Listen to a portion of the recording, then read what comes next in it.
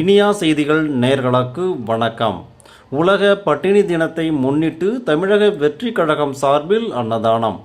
மே 28 உலக பட்டினி தினத்தை முன்னிட்டு தமிழகத்தில் உள்ள 234 சட்டமன்ற தொகுதிகளிலும் அன்னதானம் வழங்க கட்சி நிர்வாகிகளுக்கு தமிழக வெற்றி கழகத்தின் தலைவர் விஜய் வேண்டுகோள் விடுத்து கடந்த 26ஆம் தேதி அறிக்கை வெளியிட்டிருந்தார்.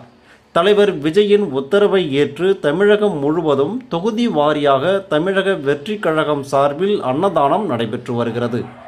இந்நிலையில் இன்று கடலூர் மேற்கு மாவட்டம் விருத்தாசலம் சட்டமன்ற தொகுதியில் விருத்தாசலம் பாலக்கரை ரவுண்டானா அருகே 200க்கும் மேற்பட்டோருக்கு அன்னதானம் வழங்கும் விழா நடைபெற்றது.